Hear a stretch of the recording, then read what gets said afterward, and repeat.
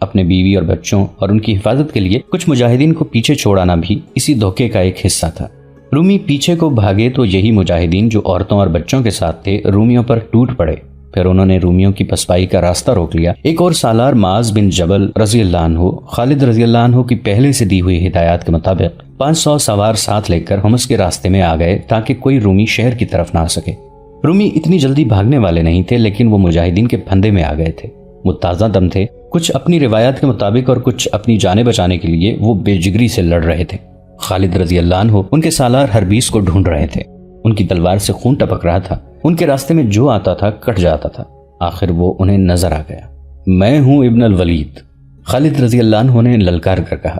فارسیوں کا قاتل ابن الولید، رومیوں کا قاتل ابن الولید۔ ہربیس نامی گرامی جنگجو تھا۔ وہ خالد رضی اللہ عنہ کے مقابلے کے لیے بڑھا لیکن گھوڑے سے اتر آیا۔ خالد رضی اللہ عنہ بھی گھوڑے سے اترے اور اس کی طرف بڑھے، لیکن ایک رومی دونوں کے درمیان آ گیا۔ 3-4 مورخوں نے یہ واقعہ بیان کیا ہے، لیکن اس رومی کا نام نہیں لکھا۔ اتنا ہی لکھا ہے کہ اس کا جسم پہلوانوں جیسا تھا اور وہ شیر کی طرح گرج کر لڑا کرتا تھا۔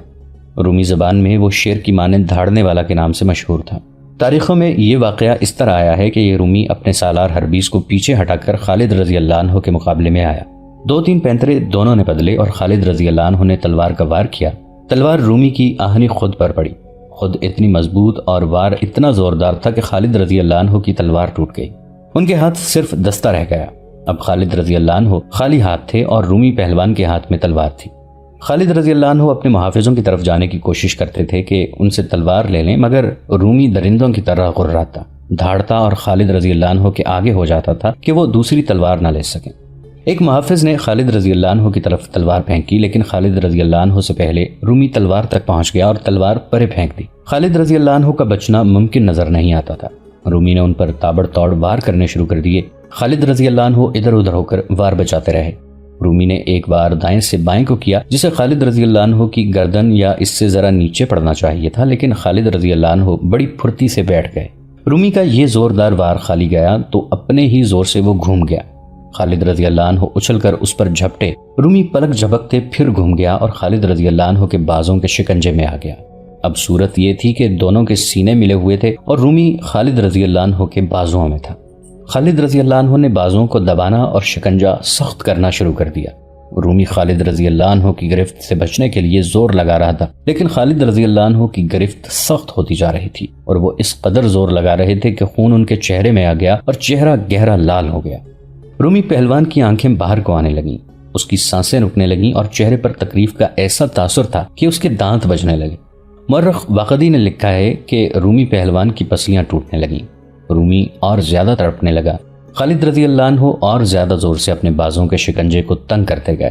رومی کی پسلیاں ٹوٹتی گئیں اور اس کا تڑپنا ختم ہو گیا، حتیٰ کہ اس کا جسم بے جان ہو گیا۔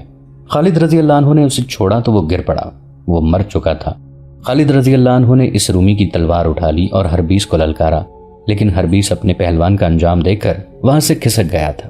خالد رضی اللہ عنہ نے گھوڑے پر سوار ہو کر رومی پہلوان کی تلوار بلند کر کے لہرائی اور نعرہ لگایا۔ اس مقابلے کے دوران رومیوں کا قتل عام جاری رہا۔ ابو عبیدہ رضی اللہ عنہ کو پتہ چلا کہ خالد رضی اللہ عنہ نے رومی پہلوان کو کس طرح ہلاک کیا ہے تو وہ دوڑے آئے۔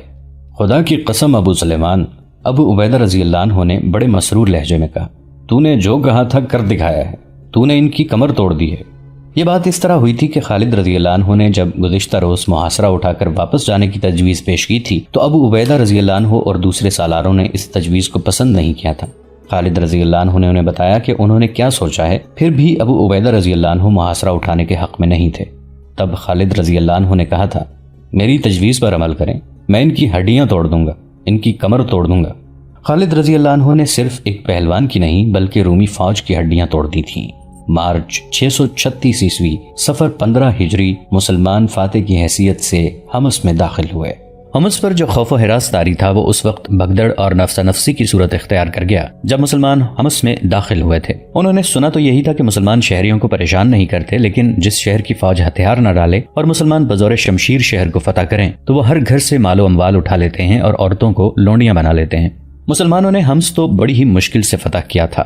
رومیوں نے ہتھیار نہیں ڈالے تھے بلکہ مسلمانوں نے محاصرہ اٹھایا تو 5000 سوار رومی ان کے تعاقب میں گئے تھے۔ یہ الگ بات ہے کہ محاصرہ اٹھانا مسلمانوں کی چال تھی، لیکن رومیوں نے اسے ان کی کمزوری سمجھ کر ان پر حملہ کیا تھا۔ اس معرکے میں رومیوں کے صرف 100 سوار زندہ بچے تھے اور جو مسلمان شہید ہوئے تھے ان کی تعداد 235 تھی۔ اتنی خونریز لڑائی لڑ کر مسلمانوں نے حمص فتح کیا تھا۔ حمص والوں نے جب دیکھا کہ ان کے جو 5000 سوار مسلمانوں کے تعاقب میں گئے ہیں ان میں سے بہت سے تھوڑے بھاگتے ہوئے آ رہے ہیں تو ان پر خوف و ہراس طاری ہو گیا تھا، اور جب انہوں نے دیکھا کہ مسلمانوں کا ایک سوار دستہ رومیوں اور حمص کے دروازوں کے درمیان آ گیا ہے اور رومی سوار نہ بھاگ سکتے ہیں نہ شہر میں داخل ہو سکتے ہیں، تو وہ اور زیادہ خوفزدہ ہو گئے۔ شہر میں اتنی فوج نہیں رہ گئی تھی جو ان کی مدد کو پہنچتی۔ یہ سوار مسلمان سواروں کی تلواروں اور برچھیوں سے کٹ گئے۔ ابو عبیدہ رضی اللہ عنہ اور خالد رضی اللہ عنہ جب حمص میں داخل ہوئے تو چند ایک شہری ان کے استقبال کے لیے کھڑے تھے۔ دو مسلمان سالاروں کو دیکھ کر وہ سجدے میں گر پڑے۔ دونوں سالاروں نے گھوڑے روک لیے۔ اٹھو، ابو عبیدہ رضی اللہ عنہ نے گرجدار آواز میں کہا، کھڑے ہو جاؤ۔ وہ سب سجدے سے اٹھ کر کھڑے ہو گئے۔ ان کے چہروں پر وہ خوف و ہراس اور رحم طلبی کا گہرا تاثر تھا۔ بولو، ابو عبیدہ رضی اللہ عنہ نے پوچھا، اگر تمہاری فوج ہمارے کہنے سے پہلے ہی ہتھیار ڈال دیتی تو تمہیں ہمارے آگے سجدے میں گرنے کی ضرورت نہ پڑتی۔ ہم رحم کے طلبگار ہیں، ایک نے التجا کی۔ وہ رومی فوج تھی جو آپ سے لڑی ہے، ہم رومی نہیں، ہم آپ کا ہر مطالبہ پورا کریں گے۔ ہم صرف یہ بتانے آئے ہیں کہ سجدہ صرف اللہ کے لیے کیا جاتا ہے اور اللہ کے آگے کیا جاتا ہے۔ ابو عبیدہ رضی اللہ عنہ نے کہا، ہم کسی کو اپنا غلام بنانے نہیں آئے۔ ابو عبیدہ رضی اللہ عنہ کے حکم سے حمص کے لوگوں سے صرف 1 دینار فی کس جزیہ لیا گیا اور مسلمانوں کی طرف سے اعلان ہوا کہ کوئی شخص شہر چھوڑ کر نہ جائے۔ شہر کے لوگوں کے جان و مال اور عزت و آبرو کی حفاظت کے ذمہ دار مسلمان ہوں گے۔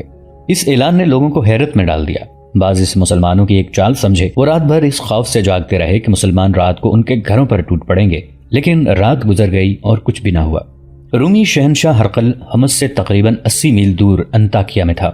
اسے جب خبر ملی کہ حمص بھی ہاتھ سے نکل گیا ہے تو اس کے ہونٹوں پر ہلکا سا تبسم آ گیا، جیسے وہ اسی خبر کا منتظر تھا۔ اس کے سالار، مشیر اور شاہی خاندان کے افراد جانتے تھے کہ ہرقل کا یہ تبسم موت کی مسکراہٹ ہے اور اس تبسم میں قہر بھرا ہوا ہے۔ کیا تم بتا سکتے ہو کہ عرب کے ان مسلمانوں نے حمص کس طرح لیا ہے؟ ہرقل نے خبر لانے والے سے پوچھا۔ تم سالار تو نہیں، کماندار ہو، جنگ کو سمجھتے ہو، تمہارا نام کیا ہے؟ سب سمجھتا ہوں قیصر روم، خبر لانے والے نے کہا۔ میرا نام سازرس ہے، ایک جیش کا کماندار ہوں۔ حمص سے ایک دھوکے نے ہم سے چھینا ہے۔ ہمارے سالاروں کا توقع تھی کہ مسلمان اتنی سردی برداشت نہیں کر سکیں گے اور محاصرہ اٹھا کر چلے جائیں گے۔ انہوں نے سردی کی شدت محاصرے میں گزار دی اور محاصرہ اس وقت اٹھا کر چلے جب سردی کی شدت گزر گئی تھی اور درختوں کی کونپلیں پھوٹنے لگی تھیں، اور ہمارے سالار اس وقت قلعے میں بیٹھے رہے جب دشمن باہر سردی سے ٹھٹر رہا تھا۔ ہرقل نے کہا، ہمارے سالار دشمن پر اس وقت نہ جھپٹے جب سردی نے ان کی رگوں میں خون منجمد کر دیا تھا۔ پھر کیا ہوا؟ قیصر روم، سازرس نے کہا، وہ جب کوچ کر گئے تو سالار ہربیس نے 5000 سواروں کے ایک دستے کو حکم دیا کہ مسلمانوں کے تعاقب میں جاؤ اور ان میں سے کوئی ایک بھی زندہ نہ رہے۔ ہم ان کے تعاقب میں گئے، جب ان کے قریب پہنچے تو انہوں نے پلٹ کر ہمیں گھیرے میں لے لیا۔ سازرس نے ہرقل کو تفصیل سے بتایا کہ مسلمانوں نے انہیں کس طرح گھیرے میں لیا اور ان کے سواروں کو تباہ و برباد کر دیا۔ ہمارا سالار ہربیس کہاں ہے؟ ہرقل نے پوچھا۔ کیا وہ زندہ ہیں؟ سازرس نے کہا، وہ اس وقت وہاں سے نکل گئے تھے جب مسلمانوں کے سالار خالد بن ولید نے ہمارے پہلوان کو اپنے بازوں میں جکڑ لیا تھا اور پہلوان کی آنکھیں باہر آ گئی تھیں۔ کیا ہمارے پہلوان کو خالد ابن الولید نے مار ڈالا ہے؟ ہرقل نے پوچھا۔ سازرس کچھ دیر ہرقل کے منہ کی طرف دیکھتا رہا، پھر اس نے دائیں بائیں آہستہ آہستہ سر ہلایا۔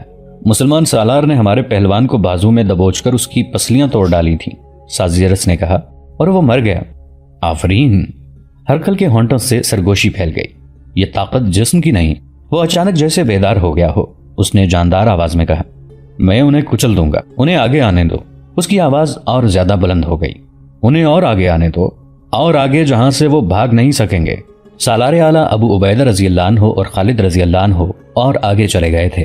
انہوں نے حمص کے انتظامات کے لیے کچھ نفری وہاں چھوڑ دی تھی۔ حمص سے وہ اپنے دستوں کے ساتھ حمص سے آگے ہما، پھر اس سے آگے شرس تک جا پہنچے تھے۔ وہاں سے انطاکیہ کا فاصلہ 35-40 میل کے درمیان تھا۔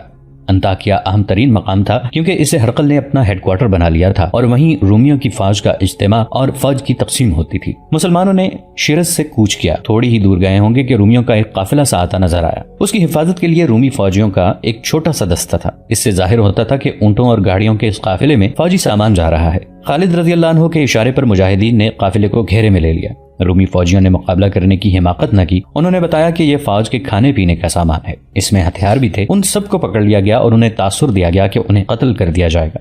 ہم نے آپ کا مقابلہ نہیں کیا، اس رومی فوجی قافلے کے کماندار نے جان بخشی کی التجا کرتے ہوئے کہا۔ ہم رومی نہیں، ہم تو ان کی رعایا ہیں، ہماری آپ کے ساتھ کوئی دشمنی نہیں۔ پھر دوستی کا ثبوت دو، انہیں کہا گیا۔ یہ بتا دو کہ انطاکیہ میں کیا ہو رہا ہے۔ آپ کی تباہی کا سامان ہو رہا ہے۔ قافلے کے کماندار نے جواب دیا، وہاں بہت بڑی فوج اکٹھی کی جا رہی ہے، دور دور سے عیسائی قبیلے آپ کے خلاف لڑنے کے لیے جمع ہو رہے ہیں اور انہیں میدان جنگ میں لڑنے کے ڈھنگ سکھائے جا رہے ہیں۔ آپ نے ہماری جانیں ہمیں واپس کر دی ہیں تو ہم آپ کی جانیں بچاتے ہیں۔ قافلے کے ایک اور آدمی نے کہا، آپ آگے نہ جائیں، آپ کی نفری بہت تھوڑی ہے اور انطاکیہ میں شہنشاہ ہرقل جو فوج اکٹھی کر چکا ہے وہ اتنی زیادہ ہے کہ آپ کا ایک بھی آدمی زندہ نہیں رہے گا۔ کیا اتنی زیادہ شکستوں نے اس کی کمر ابھی توڑی نہیں؟ مسلمانوں کے ایک سالار نے پوچھا۔ ہم اتنے بڑے لوگ نہیں کہ شہنشاہ تک رسائی حاصل کر سکیں، رومیوں کے کماندار نے کہا۔ ہم اس کے ساتھ بات کرنے کی جرات نہیں کر سکتے، لیکن اپنے سالاروں سے جو پتہ چلا ہے وہ آپ کو بتاتے ہیں۔ ہرقل کی کمر اتنی کمزور نہیں کہ چند ایک شکستوں سے ٹوٹ جائے گی، اس نے اپنا دماغ اپنے ہاتھ میں رکھا ہوا ہے۔ اسے فتح حاصل ہوتی ہے تو وہ اپنے اوپر اس کا نشہ طاری نہیں کیا کرتا اور شکست سے وہ مایوس نہیں ہوا کرتا۔ وہ جو حسین ترین اور نوجوان لڑکیوں اور شراب کا رسیہ ہے، اب شراب تو پیتا ہوگا لیکن اپنی پسندیدہ لڑکیوں کو بھی اپنے سامنے نہیں آنے دیتا۔ وہ تو راتوں کو شاید سوتا بھی نہیں ہوگا۔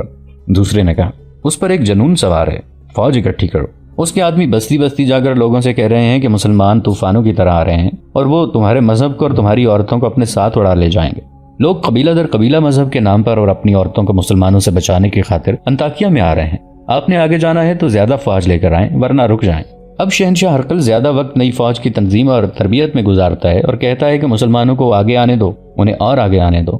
اور اس نے یہ بھی کہا ہے، ایک اور بولا، اب اپنی فوج کی ہر پسپائی میرے دل کو مضبوط کرتی ہے، میری فوج کی ہر پسپائی عرب کے ان مسلمانوں کو میرے جال میں لا رہی ہے۔ اس قافلے سے جو صورتحال ابو عبیدہ اور خالد رضی اللہ عنہم کو معلوم ہوئی وہ غلط نہیں تھی۔ جیسا کہ ہم پہلے بھی بتا چکے ہیں کہ ہرقل روایتی شہنشاہ نہیں تھا، وہ اپنے وقت کا فن حرب و ضرب کا ماہر جنگجو تھا اور وہ میدان جنگ کا شاطر جرنیل تھا۔ ابو عبیدہ رضی اللہ عنہ اور خالد رضی اللہ عنہ کو ان اطلاعات نے جو انہیں قافلے سے ملی وہیں رکنے پر مجبور کر دیا۔ خدا کی قسم امین الامت، خالد رضی اللہ عنہ نے ابو عبیدہ رضی اللہ عنہ سے کہا، ہم یہاں بیٹھے نہیں رہیں گے اور ہم ہرقل کو اتنی مہلت نہیں دیں گے کہ وہ اپنی تیاریاں مکمل کر لے۔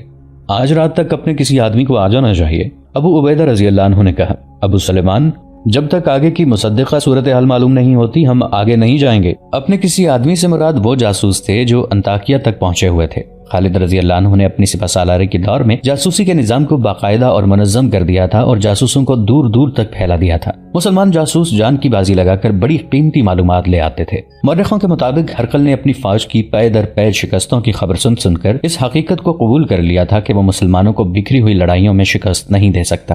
ایک شکستیں تو وہ تھیں جو رومی فوج کو خالد رضی اللہ عنہ پھر ابو عبیدہ رضی اللہ عنہ نے دی تھیں، اور دوسری وہ تھیں جو دوسرے سالار شام کے دوسرے علاقوں میں رومیوں کو دیتے چلے جا رہے تھے۔ مسلمانوں کو فیصلہ کن شکست دینے کا ایک ہی طریقہ تھا کہ انہیں کسی ایک میدان میں اکٹھا ہونے پر مجبور کیا جائے اور ان کے خلاف ان سے کئی گنا زیادہ فوج میدان میں اتاری جائے۔ چنانچہ اس نے نئی اور بہت بڑی فوج تیار کرنی شروع کر دی تھی۔ مسلمانوں نے جب ہومس پر قبضہ کیا اس وقت تک ان کی نئی فوج کی نفری 1.5 لاکھ ہو چکی تھی۔ انطاکیہ سے 40 میل دور ابو عبیدہ رضی اللہ عنہ اور خالد رضی اللہ عنہ اپنے دستوں کے ساتھ رکے ہوئے تھے۔ اس سے 2 روز بعد جب انہوں نے رومیوں کا قافلہ پکڑا تھا، مسلمان مغرب کی نماز کی تیاری کر رہے تھے کہ ایک گھڑ سوار پڑاؤ کی طرف آتا دکھائی دیا۔ اتنی دور سے پتہ نہیں چلتا تھا کہ وہ رومیوں کا کوئی فوجی سوار ہے یا کوئی مسافر ہے۔ پڑاؤ سے کچھ دور اس نے گھوڑا موڑا اور پڑاؤ کے ارد گرد گھوڑا دوڑانے لگا جیسے پہچاننے کی کوشش کر رہا ہو۔ اس کا لباس مسلمانوں جیسا نہیں تھا۔ پکڑ لاؤ اسے، کسی کماندار نے اپنے سواروں کو حکم دیا۔ سوار ابھی گھوڑوں پر زینے ڈال رہے تھے کہ اس اجنبی سوار نے گھوڑا پڑاؤ کی طرف موڑ دیا۔ اللہ اکبر، اس نے نعرہ لگایا اور قریب آ کر اس نے بڑی بلند آواز سے کہا، میں اپنے پرچم کو پہچاننے کی کوشش کر رہا تھا۔ کسی نے کہا اور چند ایک مجاہدین اس کی طرف دوڑے۔ ایک نے کہا، خدا کی قسم ہم ابھی تجھے رومی فوجی سمجھ رہے ہیں، کیا یہ لباس اس رومی کا ہے جسے تو نے قتل کیا ہوگا؟ ایک نے پوچھا۔ ابن احدی کسی کو بتا نہیں سکتا تھا کہ وہ جاسوس ہے اور انطاکیہ سے آیا ہے۔ وہ ابو عبیدہ رضی اللہ عنہ کے خیمے میں چلا گیا۔ وہ ان 3-4 جاسوسوں میں سے تھا جو 1.5-2 مہینوں سے انطاکیہ گئے ہوئے تھے۔ تجھ پر اللہ کی سلامتی ہو ابن احدی، ابو عبیدہ رضی اللہ عنہ نے اسے گلے لگا کر کہا۔ ہم انطاکیہ کی خبر کے انتظار میں بیٹھے ہیں۔ ابن احدی نے خالد رضی اللہ عنہ کے ساتھ مصافحہ کیا۔ خالد رضی اللہ عنہ نے بھی اسے گلے لگا لیا۔ کیا خبر لائے ہو؟ خالد رضی اللہ عنہ نے پوچھا۔ سیاہ کالی گھٹا ہے جو انطاکیہ کے افق سے اٹھ رہی ہے، ابن احدی نے عربوں کے مخصوص شاعرانہ انداز میں کہا۔ اس گھٹا سے جو میں برسے گا وہ زمین پر سیلاب بن کر چٹانوں کو بھی بہا لے جائے گا۔ امین الامت اور ابن الولید، اللہ نے تمہیں اشارہ دیا ہے کہ آگے نہ جانا۔ ہمیں یہ اشارہ دشمن کے ایک قافلے نے دیا ہے۔ ابو عبیدہ رضی اللہ عنہ نے کہا، یہ رومیوں کا فوجی قافلہ ہے جسے ہم نے پکڑ لیا ہے، اسے اللہ کا بھیجا ہوا قافلہ سمجھ امین الامت۔ ابن احدی نے کہا، اب پوری بات مجھ سے سن۔ انطاکیہ کے اندر اور باہر لشکر کے سپاہیوں اور گھوڑوں کے سوا کچھ اور نظر نہیں آتا۔ انطاکیہ کے گرد و نواح میں دور دور تک خیموں کا جنگل ہے جو بڑھتا ہی چلا جا رہا ہے۔ ہرقل نے جو منصوبہ بنایا ہے وہ بہت خطرناک ہے، کیا تیری خبر مصدقہ ہو سکتی ہے؟ خالد رضی اللہ عنہ نے پوچھا۔ میں ہرقل کی فوج کے ایک ٹولے کا کماندار ہوں ابو سلیمان، ابن احدی نے مسکراتے ہوئے کہا۔ رومیوں کی اس وقت یہ حالت ہے کہ جو کوئی انطاکیہ کے دروازے پر جا کر کہے کہ فوج میں بھرتی ہونے آیا ہے تو اس کے لیے شہر کے سارے دروازے کھل جاتے ہیں۔ ابن احدی جس طرح انطاکیہ کی فوج میں شامل ہوا تھا اس نے تفصیلات سنائی۔ وہ اپنے ساتھیوں کے ساتھ عیسائی عرب بن کر انطاکیہ گیا تھا، انہیں اسی وقت فوج کے حوالے کر دیا گیا۔ اسی روز گھڑ دوڑ کے میدان میں شہ سواری، تیغ زنی اور دوڑتے گھوڑے سے تیر نشانے پر لگانے کے مقابلے ہو رہے تھے، ان میں ہر کوئی شامل ہو سکتا تھا۔ ابن احدی اپنی فوج کا مشہور شہ سوار تھا اور بڑا ہی خوبصورت جوان۔ وہ مقابلے میں اس طرح شریک ہو گیا کہ میدان میں جا کر گھوڑا چکر میں دوڑایا اور تلوار نکال کر تیغ زن سواروں کو مقابلے کے لیے للکارا۔ ایک سوار اس کے مقابلے میں اترا، وہ رومی تھا۔ اگر تجھے اپنے بازوں اور اپنے گھوڑے پر پورا بھروسہ ہے تو میرے مقابلے میں آئے اجنبی سوار۔ ابن احدی نے اسے کہا، میری تلوار تیرے خون کی پیاسی تو نہیں، لیکن اس کے سامنے تیری تلوار آئے گی تو تیری تلوار کے مقابلے میں میری برچھی آئے گی، اے بدقسمت اجنبی۔ دوسرے سوار نے کہا، اگر تجھے زندگی عزیز نہیں تو آجا۔ ابن احدی نے گھوڑا اس کے ارد گرد دوڑایا اور اسے للکارا۔ رومی سوار گھوڑے کو کچھ دور لے گیا اور گھوڑا موڑ کر ایڑ لگائی۔ اس نے برچھی نیزہ بازی کے انداز سے آگے کر لی تھی۔ ابن احدی اس کی طرف منہ موڑ کے کھڑے رہے۔ رومی کی رفتار اور تیز ہو گئی جب اس کی برچھی کی انی ابن احدی کے سینے سے تھوڑی سی دور رہ گئی تو وہ اس قدر پھرتی سے گھوڑے کی دوسری طرف جھک گیا جیسے وہ گھوڑے پر تھا ہی نہیں۔ رومی کی برچھی ہوا کو کاٹتی آگے نکل گئی۔ ابن احدی گھوڑے پر سیدھا ہوا اور اپنے گھوڑے کی لگام کو جھٹکا دیا۔ اس کا گھوڑا دوڑا اور فوراً ہی مڑ کر رومی کے پیچھے چلا گیا۔ رومی اپنا گھوڑا موڑ رہا تھا کہ ابن احدی اس تک جا پہنچا اور تلوار سے اس کی برچھی توڑ دی۔ رومی نے گھوڑا موڑ کر تلوار نکال لی، لیکن وہ ابن احدی پر صرف ایک وار کر سکا جو ابن احدی نے بچا لیا اور فوراً ہی اس مسلمان شہ سوار کی تلوار رومی سوار کے پہلو میں اتر گئی۔ وہ اس پہلو کی طرف لڑک گیا۔ اسے گرتا دیکھ کر ایک رومی سوار ابن احدی کے مقابلے میں آیا۔ وہ آتا نظر آیا اور تماشائیوں نے اسے گھوڑے سے گرتے دیکھا۔ ایک اور سوار میدان میں آیا۔ رک جاؤ، ہرقل کی گرجدار آواز سنائی دی، ادھر آ شہ سوار۔ ابن احدی نے گھوڑا ہرقل کے سامنے جا روکا۔ ہرقل اونچی جگہ بیٹھا ہوا تھا۔ کیا تجھے بتایا نہیں گیا کہ یہ مقابلے ہیں، لڑائی نہیں؟ ہرقل نے کہا، تم ان دونوں کو زخمی کر سکتے تھے، جان سے نہیں مارنا تھا، پھر بھی ہم تمہاری قدر کرتے ہیں۔ کہاں سے آیا ہے تو؟ مت پوچھ شہنشاہ کہاں سے آیا ہوں۔ ابن احدی نے کہا، یہ میرے دشمن نہیں تھے، لیکن میرے ہاتھ میں جب تلوار ہوتی ہے اور جب کوئی مجھے مقابلے کے لیے للکارتا ہے تو مجھے یقین ہو جاتا ہے کہ یہ شخص مسلمان ہے۔ میں جب اسے قتل کر چکتا ہوں تو مجھے یہ دیکھ کر بہت افسوس ہوتا ہے کہ یہ مسلمان نہیں تھا۔ میرا دماغ میرے قابو میں نہیں رہتا۔ میں عیسائی عرب ہوں شہنشاہ، بہت دور سے آیا ہوں۔ کیا تیرے دل میں مسلمانوں کی اتنی دشمنی ہے کہ تو اندھا ہو جاتا ہے؟ ہرقل نے پوچھا۔ اس سے بھی زیادہ جتنی شہنشاہ سمجھے ہیں، ابن احدی نے کہا۔ کیا شہنشاہ مجھے آگے نہیں بھیجیں گے؟ میں مسلمانوں سے لڑنے آیا ہوں۔ ہم تجھے آگے بھیجیں گے، ہرقل نے کہا۔ تو نے 2 شیروں کو مارا ہے اور تو معمولی سے خاندان کا فرد نہیں لگتا، امین الامت۔ ابن احدی نے ابو عبیدہ اور خالد رضی اللہ عنہم سے کہا، میرا خیال تھا کہ وہ مجھے سپاہی کی حیثیت میں فوج میں رکھ لیں گے، لیکن انہوں نے مجھے 100 سپاہیوں کا کماندار بنا دیا۔ اس طرح میری رسائی سالاروں تک ہو گئی۔ میرے دوسرے ساتھی بھی کسی نہ کسی ایسی جگہ پہنچ گئے ہیں جہاں سے انہیں قیمتی خبریں مل سکتی ہیں۔ ہم سب عیسائی عرب بنے رہے اور آپس میں ملتے رہے۔ کچھ باتیں مجھے انہوں نے بتائی ہیں، باقی حالات میں نے خود دیکھے ہیں۔ حمص پر اپنے دستوں کے قبضے کی اطلاع انطاکیہ پہنچی تو میرے ساتھی مجھے ملے۔ مجھے معلوم تھا کہ تم حمص میں زیادہ دن نہیں رکو گے اور انطاکیہ کی طرف پیش قدمی کرو گے۔ ہم تمہیں حمص میں ہی روکنا چاہتے تھے۔